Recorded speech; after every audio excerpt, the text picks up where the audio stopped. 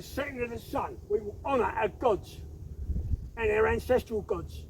Hail Woden! Hail Woden! Hail Freed! Hail Freed! Hail Thunor! Hail Thunor! Hail Ingwe! Hail Ingwe! Hail the ancestors! Hail the ancestors! Hail the kindreds of the Northern Dawn! Hail the kindreds of the Northern Dawn! Right. God, Go on, Mike, I'm with you, mate. Just Thunor. Oh, it's Hickory, isn't it? Thunor, hello this sacred space. This space is now hallowed. We humbly ask thee, High Thunderer Thunor, protector of all Anglesey, to please hallow our sacred rite and the holy wafer. Right, I've done that. Right, okay. it's all right, Mike. Just take your time, mate. Right, it's now the blade draw. Oh no, no, it is the blade draw. Right. Members Northern Dawn. of the Northern Dawn Kindred. We draw. Take your time. We reply, Fiat. Fiat! In the sight of my gods and my ancestors, I swear to exist in thrift with my kinsmen during our sacred gathering. Right. Got a drink? Hold on, Mike. Let's put some in the bowl. That's it. No, put in your vessel. That's it, mate. Right. Got to do all of you, haven't Yeah, it's all right. I'll fill it up.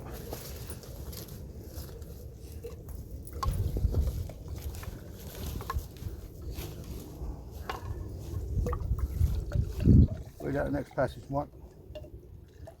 Now we have gathered in thrift. If anyone here breaks their sacred troth, let them be known as a Nifling in the eyes of our ancestral gods and our honoured ancestors. All right, pass it round. Right.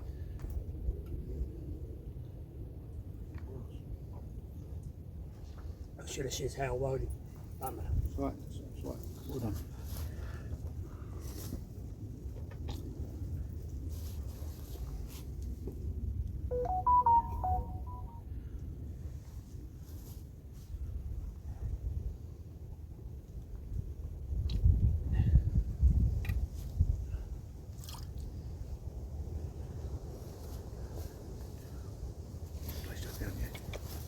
Putting this up. Yeah, just leave. No, just place it down. Place it down. That's it. We'll sort that out later.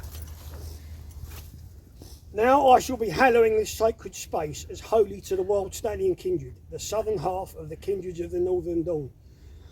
Woden's Heath. I, Mike Webb, Guardian, hand of the wild Stallion Kindred, under the direction of our High Hearthward, Warman Grimsraven, and the Honourable Consortium of Gar, raise this sacred space here at Cauldron Barrow, in the ancient county of Kent, homeland of our tribal fathers, Hengist and Horsa.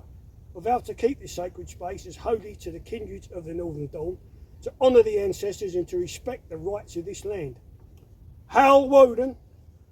Hail Woden! Hail the ancestors! Hail the ancestors! Hail the kindreds of the Northern Dawn! Hail the kindreds of the Northern Dawn! Right, now I'll do it. I'll do it there.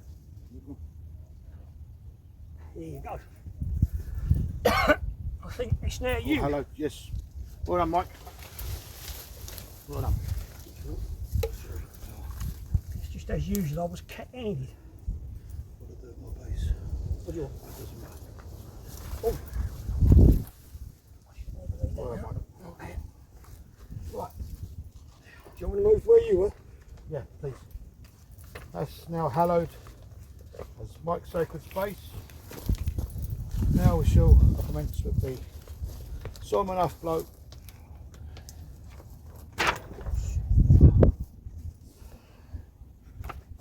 You alright? Yeah, alright, don't worry.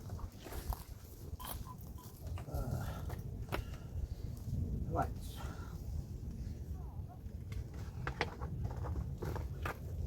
Welcome to our wild Stallion Kindred Solmonath blokes. At the time, Anglo-Saxonists observed the rite of the charming of the plough.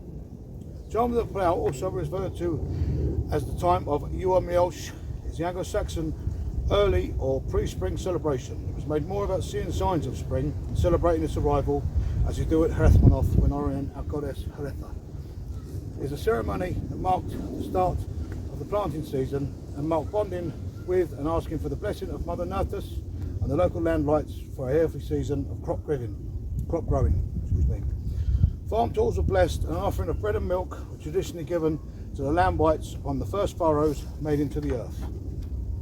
In contrast, in the lands of our northern Germanic cousins, in Sweden, they had the distinct festival honouring their female ancestors this year, known to us Anglo-Saxon as Svensidiera as the Idessa. In Denmark, it was the time when the first furrows were ploughed. It is a feast of new beginnings, and the work of the year to come is blessed and gifts are given to elven kind. Our Anglo-Saxon name refers to Weoh Milch, literally translating to ewe's milk, as much of our ancestors' milk would have come from ewes, or female sheep. The second month of our year corresponds roughly with February and was called Solmonath. Bede wrote in his Temporian de Ratione, this was the month of cakes, during which the Angle tribe offered cakes, baked cakes, to their gods, as did our ancestors, so do we today.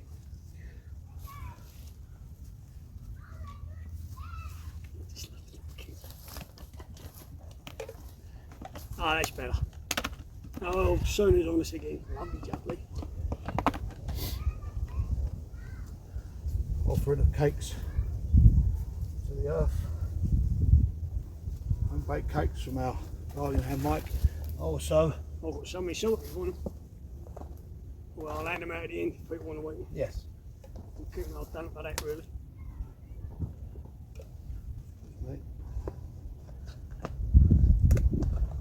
and This some is an home baked awesome bread spot actually. into the earth to our Mother Nerthus and to our gods and ancestors and the local land whites. Although we didn't have a recorded word for Sol, some scholars believe the month was named after our sun, although we know her as Sunna, as she starts to shine a little brighter at this time. Our Sunna.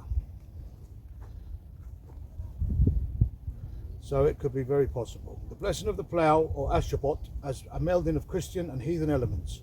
It is clear that cutting 4 of the first furrows and wetting them with a special milk and honey tincture with certain herbs, using presumably ewe's milk, to start any agricultural year in the favour of Mother Nerthus and our gods.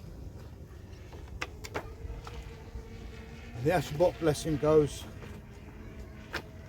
as such. Urshi, Urshi, Urshi, Modor of Midanyard. May the Almighty grant you, the Eternal Lord, fields growing and flourishing, increasing and strengthening, high shafts, bright fruits, and the abundant barley growth, and the white wheat growth, and all growth of the earth. May the Eternal Lord grant him and all his holy ones who are in heaven, that his produce may be defended against all enemies, that is protected against all evils, against sorceries sown over the land. Now I ask that the ruler, he who shaped this world, that there may be no speaking woman or a skillful man who can turn to not words that are spoken, and let someone drive forth the first plough and open the first furrow.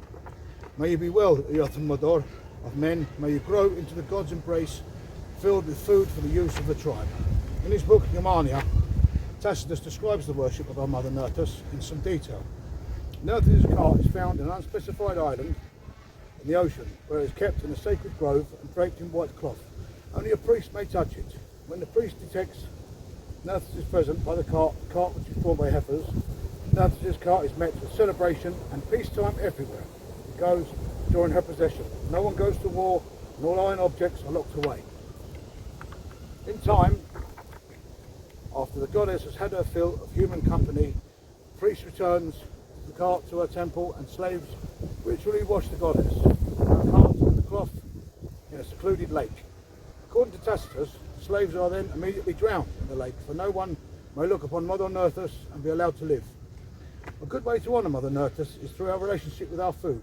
We may not be involved each day in the process of food production, the way our ancestors were, but we still depend on the grace of Mother Earth for that which nourishes our bodies.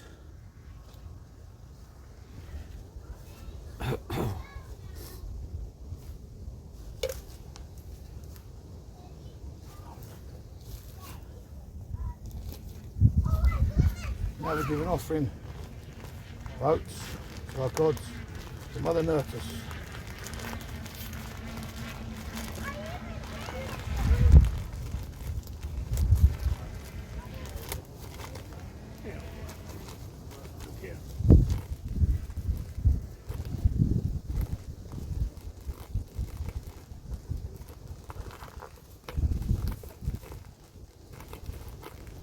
Hail the high gods of Ostyard, the one arm.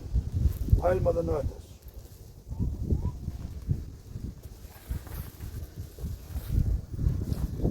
Pass it round. Yes. Say boy, if you don't want to say anything, just Hail Mother Nerthus. May she be abundant and fruitful this year. See what you like, I say nothing.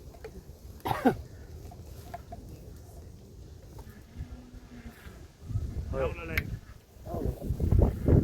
Now a short prayer to Mother Nerthus. Hail to Nerthus, deep-rooted goddess, lady of the one ear, soul of this middle earth. We thank you for our very lives, drawn by heifers and served by doomed men. Ancient Mother, you dwell from icy peaks to fiery depths. Field and furrow, field and soil are yours. Goddess of scythe and sacrifice, we praise you. Hail the bog, life's ancient terminus. Hail the boars, the fowl and the cattle, and all the animals and all things that grow. We praise and honour you, great Earth and Mother, today and always. Hail Nerthus! Hail Hail Nerthus. Nerthus!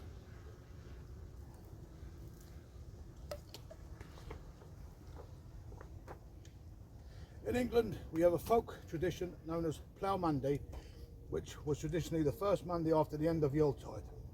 Although we are celebrating late in Solmonath, after the full moon, we try our best to follow the ways of our heathen forebears. Hail Nerthus, First Lady of the One Ear, wife to the god known as Njord in Norse lore, god of seas, boatyards and wealth, mother to our fertility god, Lord Ingwi, to his sister Frau, Freyo. Whole may you be, Earth and Mother of all Anglican. That brings us to an end. A big shout out to our parent Kindred at Gladsheim Gate in Yorkshire, performing the Charm of the Plough right today. William and Luke and the rest of you, Westfield Home. Arce, Earth and Mother. Hail West tu forte, Fere Mother. Weoh tu groende, Godes fet mi fodre je filet, Ferem tunite.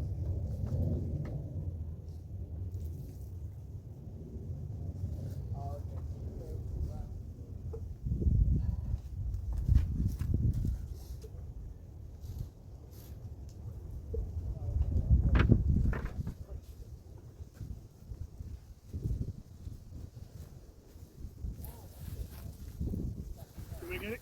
That's what, mate. Just north. North east. Yeah, Turn. Keep going a bit more. 1 That's o'clock, ideal, 1 o'clock. That's ideal.